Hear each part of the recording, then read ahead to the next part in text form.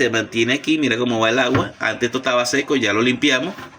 Y el agua baja a través de aquí. Este es el ducto, como eran las neveras antes de No Frost.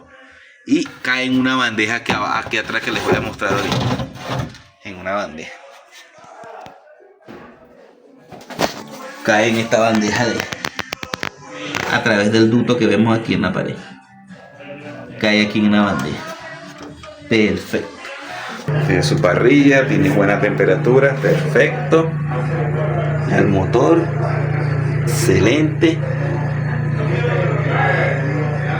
Filtro, todo está trabajando muy bien. Bueno, gracias amigos, gracias por ver el video hasta el final. Les invito a que se suscriban, le den like, le den compartir.